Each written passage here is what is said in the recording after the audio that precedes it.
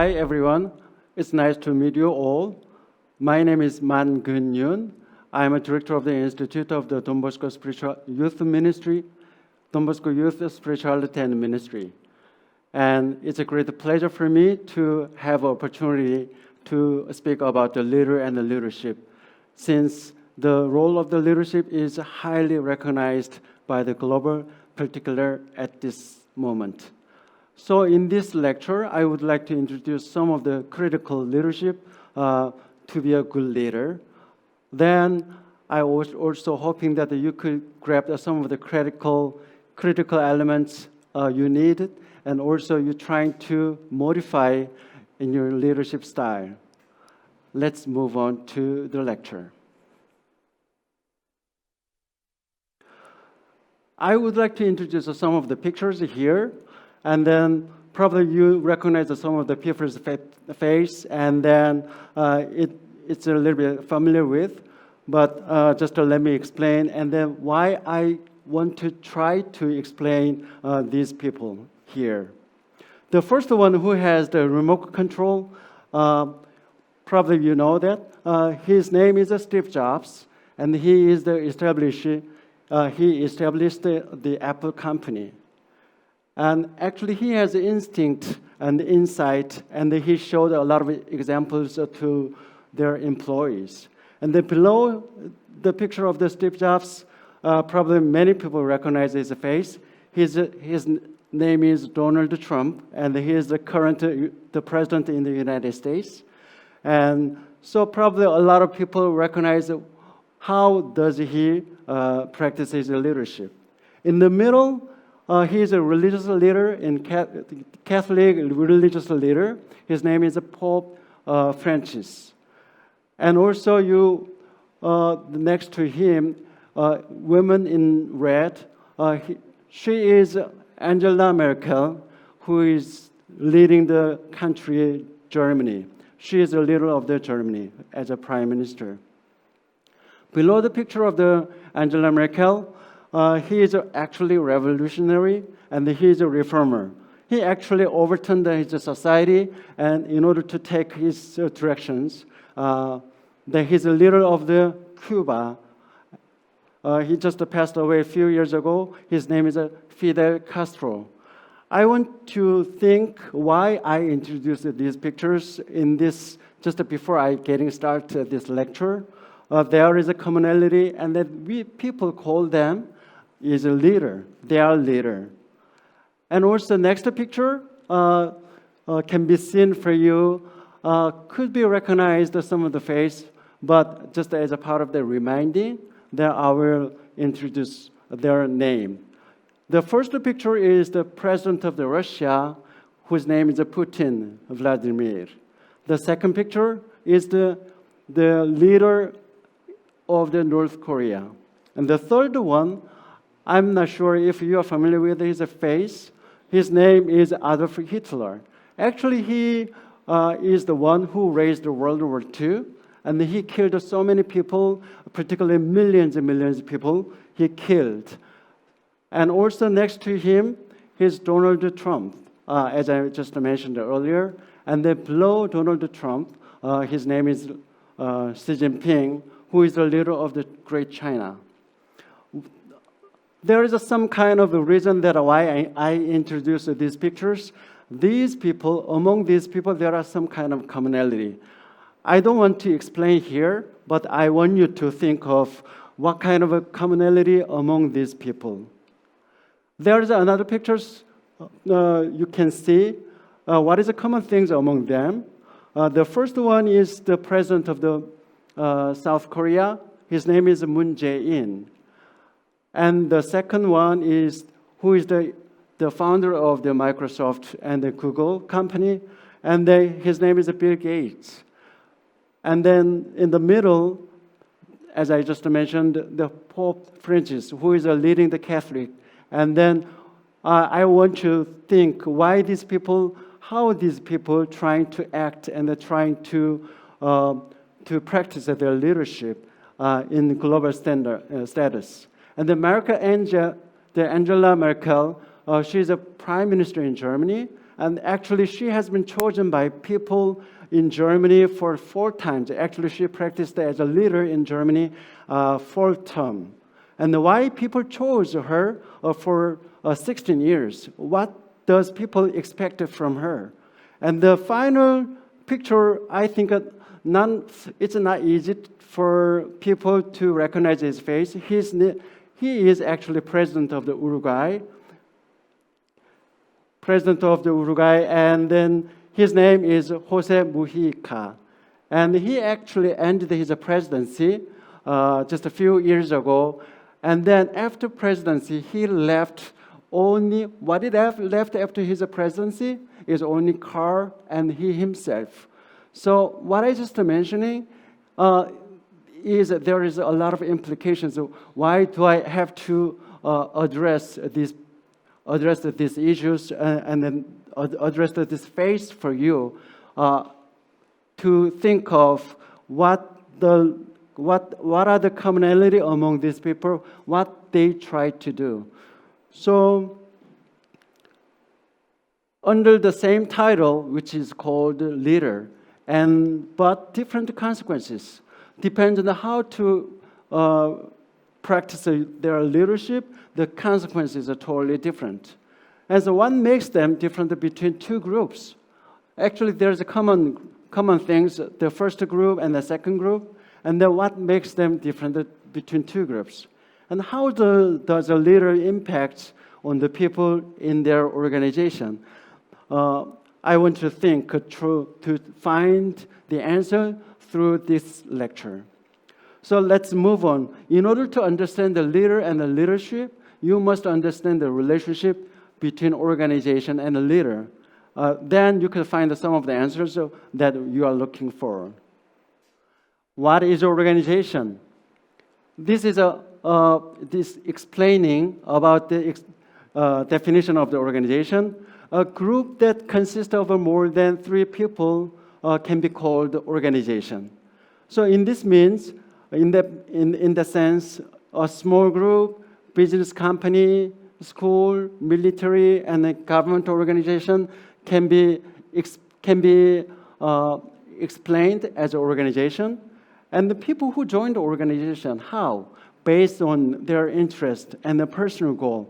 And when they match the goal or mission with the organization, they can easily join them. For example, a sports club. If you like a football, you want to join, and you can improve your football skill. Or if you, just by joining the football club, you're trying to set up your goal, just like going to competitions or whatever. Then you can not only just enjoy your activity, but also you have set up certain goals in order to achieve your goal. And the company, and even school. These are the people who want to join. And the third statement is the mission of the organization goes along with the members in the organization. So organization, the mission of organization and your target is always goes together with. However, who is the leader? So this is the definition of the leader. The person who represents a group of people. So people representing the group, they call the leader, and who are the rest? They are called the followers. And the leader can be chosen by people, or some people just assign themselves as a leader. Some people who just found their business organization, and then they just assign themselves as a leader. So in this case, they call the self-assignment. Leader takes the actions of what the group wants to do. So goes to the same things that I explained earlier in organization. When you have a same mission, when you have a same goal, because the leader is leading the people to achieve the goal. So it goes together. In this case, what is the relationship between leader and organization? There is a common goal between leader and the followers. If there is a different goal, probably you may not belong to that organization. However, there will be resistance if the leader misleads an organization to wrong directions. So you may encounter as a leader, if you lead the wrong place, then people protest and boycott, and sometimes people whistleblow. It's kind of the form of the resistance. And then what is the leadership in this case? Leadership is an action that leader inspires and motivates followers to achieve the mission in the organization. So some people just characterize the leadership as having can-do personality, and some people define the leadership as a charismatic personality. This is just one part, but there are so many different definitions. But how, in the case, can you be a good leader? I would like to present how you can be better leader. This is what I'm intended to deliver in this lecture. So let's move on. Self-reflection is one of the critical elements to become better leader. And first of all, you have to know better on yourself. So I want you to think of your experience. If you had any experience to practice the leadership, so how was your leadership? You tried to evaluate your leadership practice, and what was the challenge? What was the difficulty when you lead your group?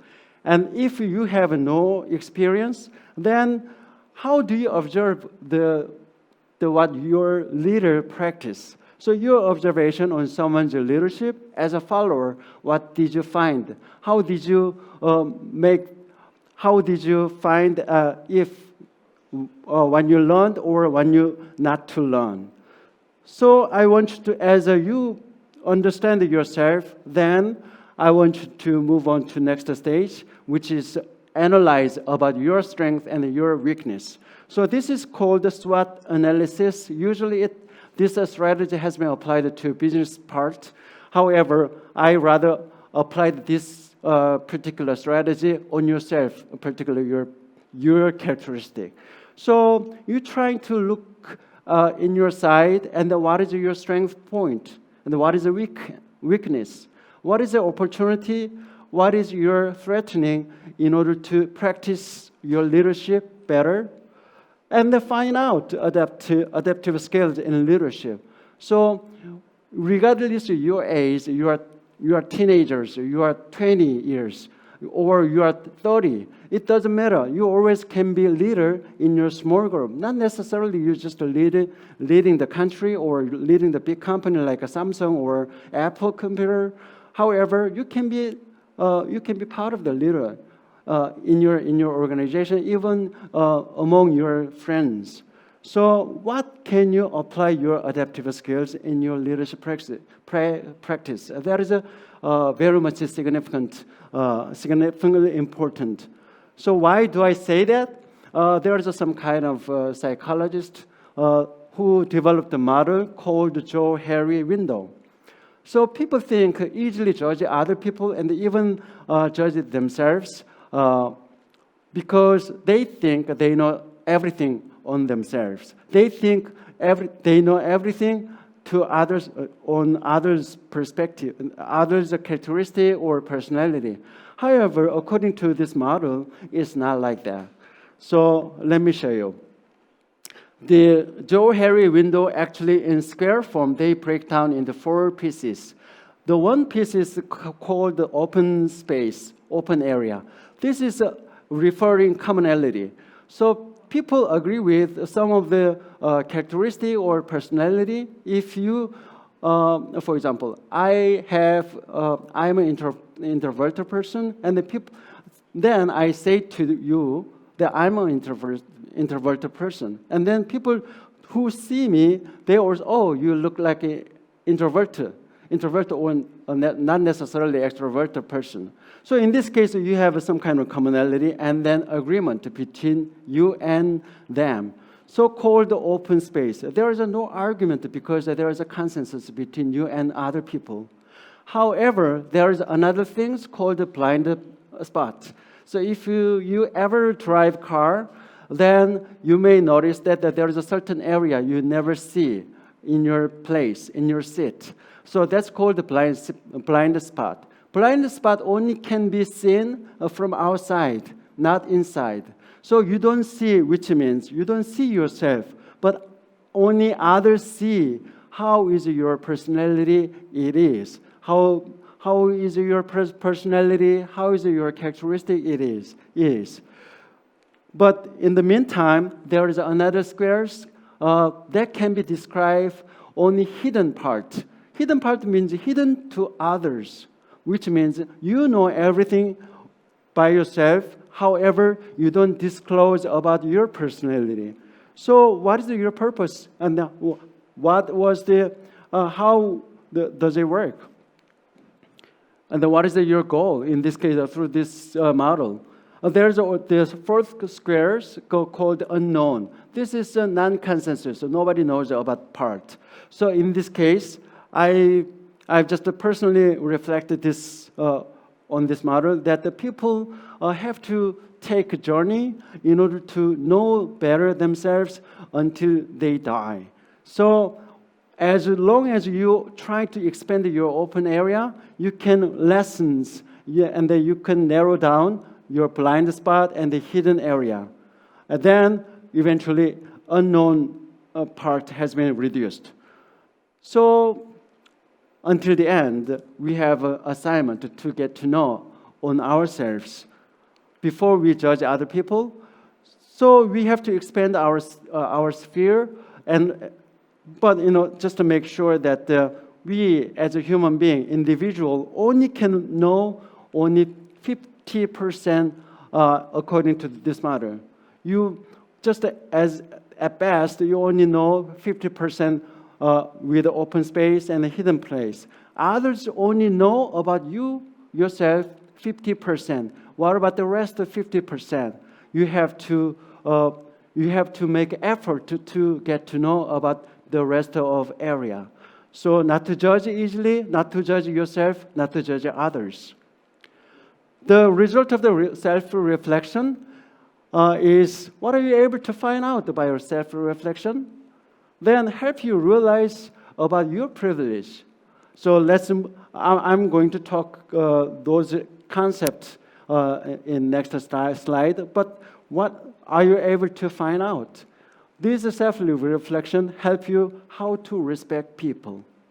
And then this self-reflection enable you to eliminate bias and prejudice.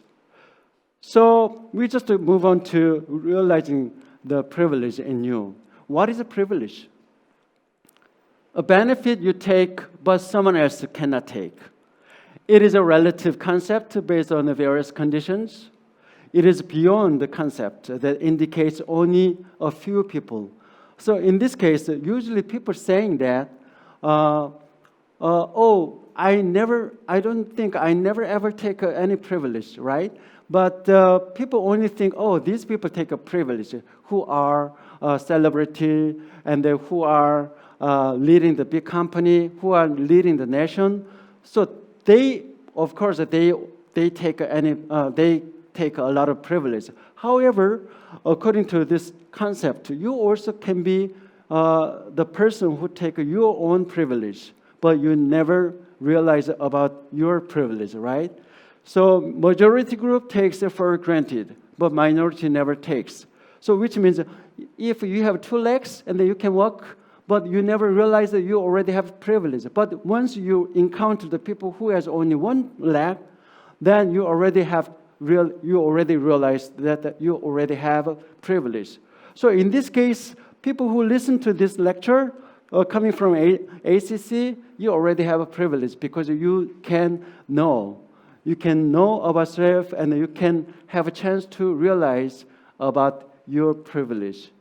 So, and what are the privileges you take but others don't? I want to think social economic status, sexual orientation, or race, physical conditions. All these things are helping you to realize about your privilege.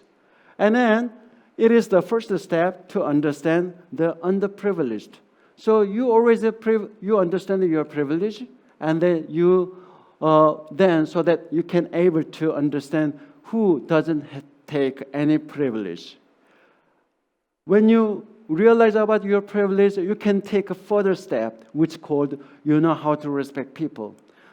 The concept of respect people seems to be very simple. However, respect people, anyone, as a human being.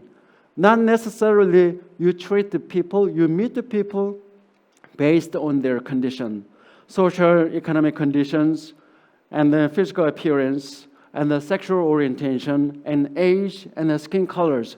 These are actually, it's a precondition when you meet the people, and then when it is the criterion when you meet the people based on these conditions. So because many leaders actually treat people based on these conditions, they bully people and humiliate their employees because they don't recognize their privilege. So once you know how to respect people, then you can easily eliminate your bias and the prejudice. So bias and the prejudice, they are generated by people who see others based on social economic conditions. I just mentioned the repetitively sexual orientation, culture, skin color, and age. This is a very much a preconditions you have to observe.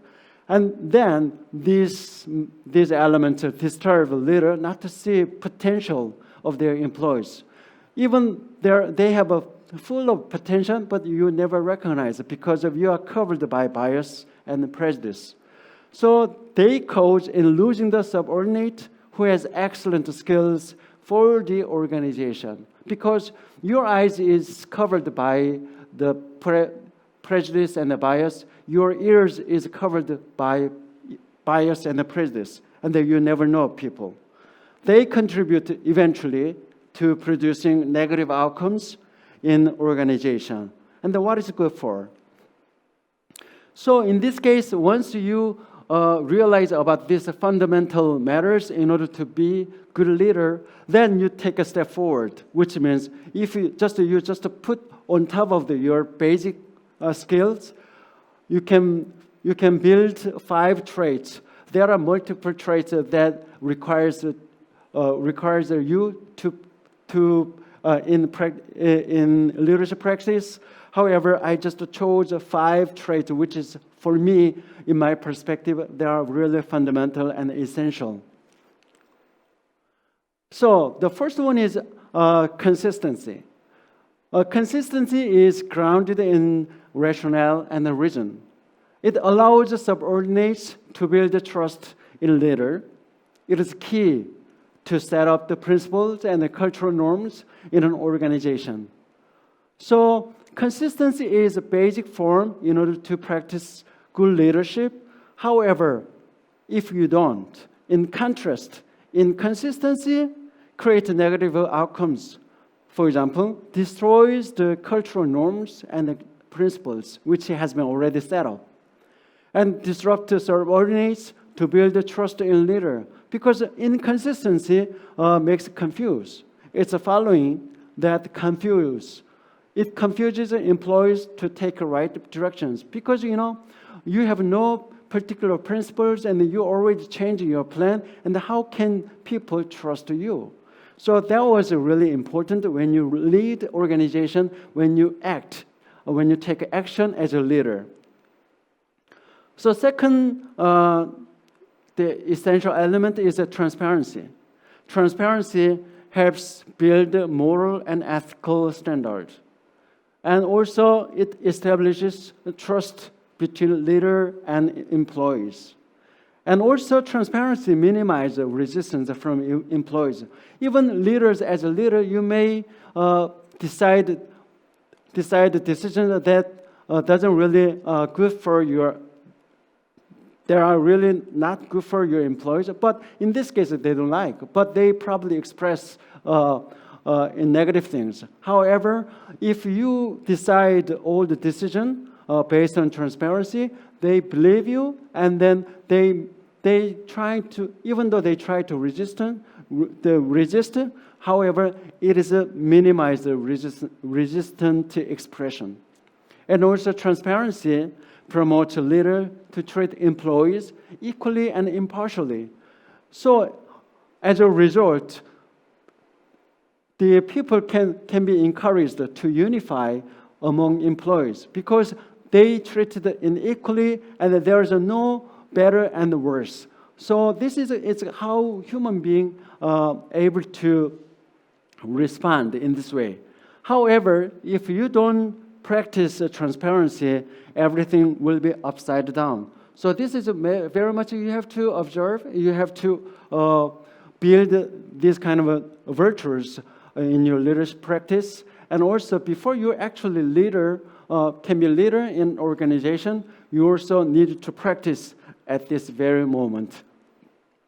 And then third one is decision making. Decision making is a combination of integrated competence. Decision making should be grounded based on professional knowledge and comprehensive ability in situation, and decision making can be outcome based on this combination. However, according to the second statement, decision making should be grounded in a rationale. Some people just make instinctively or improvised. However, decision should be grounded based on a rationale. And decision, sometimes as a leader, you have to make a decision in emergency case. And then how do you react in this case? Decision should be made by timely and properly. You should respond to the issues emerged in an organization. Because certain case, if you decide late, and all these benefits you have to encounter. So depending on the process and the result, it may not motivate employees, but rather creating resistance. So accompaniment is another critical element in order to be a good leader. It helps build the relationship between leader and the subordinates. Accompany boosts a familiar working environment and helps unify the members of the organization and makes the employees feel comfortable. And as a result, accompaniment encourages employees to dedicate to their work. So once you accompany your employees or people who surround you, they would like you, and then they support you. Then they try to dedicate themselves to your work, whether you ask for or not. But before you asking, they actually voluntarily move into. They trying to help out to dedicate by dedicating themselves. So eventually, accompaniment leads people to produce positive outcomes. So how different as a leader? It is your job how to motivate people or how to discourage people. So when you practice accompaniment, I strongly recommend that the leaders must approach employees based on kindness and generosity. And the kind manner and the generous manner is another thing when you practice your leadership. If you don't, you may not encourage the leader. Rather, you just scold and advise in the case. The last one that I chose as a critical essential leadership trait is humility. It is a great virtue that leaders should observe. Because it can cover the lack of other virtues. It allows to listen to the voice of others in a neutral positions. If you are humble enough, then you just only listen to certain people, and then you probably follow what the certain people says. But if you're truly humble, you can embrace anybody, which means you allow them to speak out, and you are ready to listen to the voice of others. And eventually it makes the leader to ask others' opinion. If you don't know how to practice, then you have to ask them. So this humility makes you leader to ask others' opinion. And it allows the leader to remove hierarchical culture in organization, in particularly Asian culture. We just follow the rule based on hierarchical culture, but you don't necessarily to do that. You rather get along with them and then make an organization horizontal structure rather than vertical structure. So this is all depends on you how to practice your leadership, how to lead your people in order to achieve the goal set by the people and set by the organization.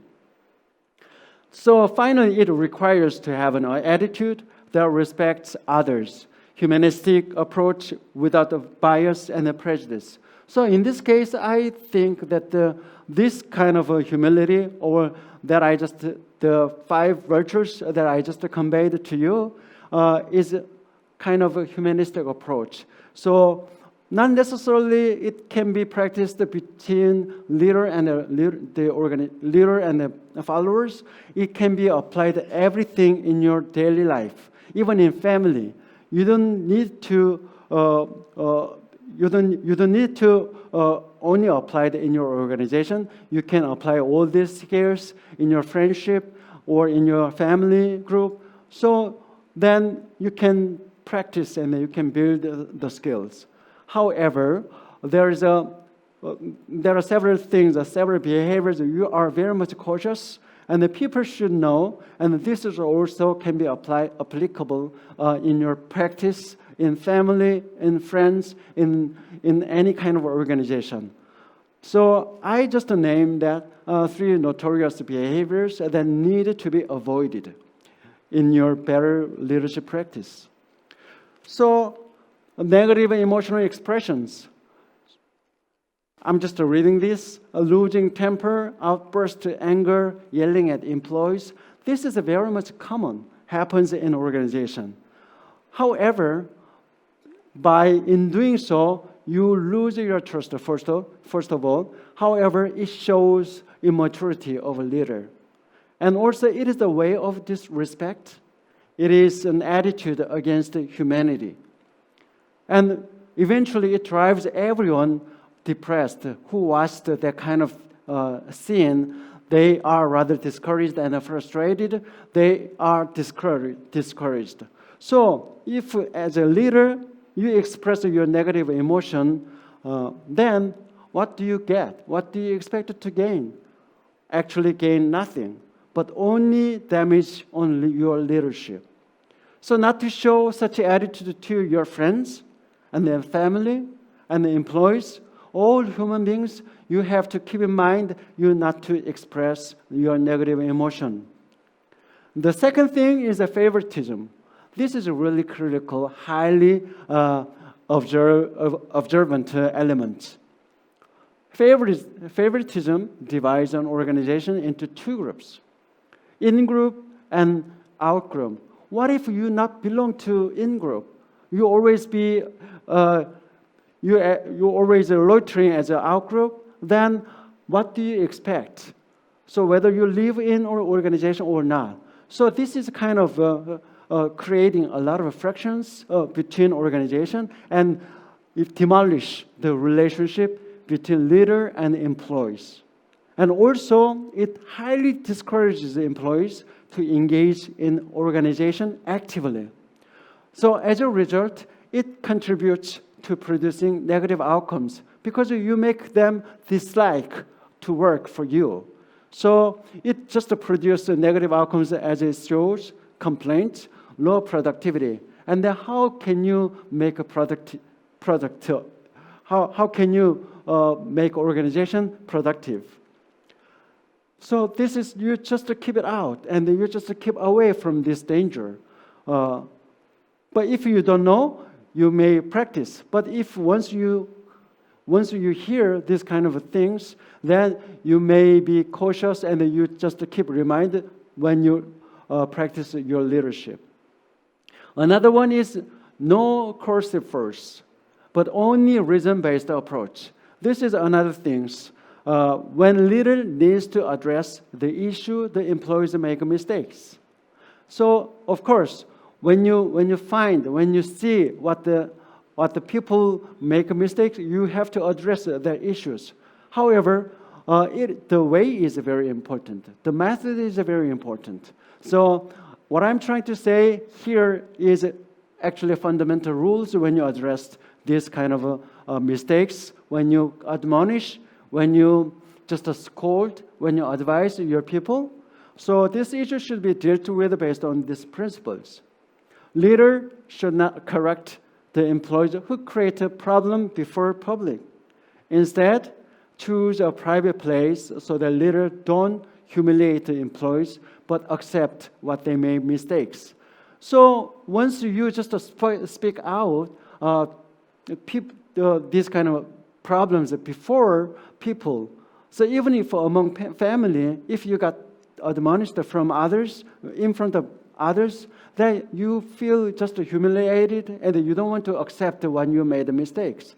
That is really highly important. So when you admonish your employee, you also have to find a private place in order to address this kind of matter. And second one is a leader should not intervene in employees at the time it happens. Be patient and intervene in this issue later because they already know. So this is another thing. So a lot of people actually just point out immediately when somebody made mistakes. However, they already feel shamed. They already know what they made a mistake. So this is very much important when you address these same things. But if you make them just regret what they make a mistake, then you have to follow these rules. And the leader should approach employees in a reasonable manner. It makes them accept what they create problems rather than defend themselves and not to admit sometimes. So this is it's kind of human nature, and that you should respect people. If you know how to respect people, if you are truly humble, you don't practice in this way.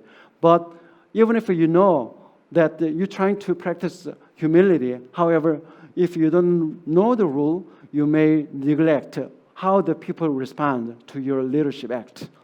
So I want you to just to keep in mind, and then also trying to practice these rules in your leadership, in your space.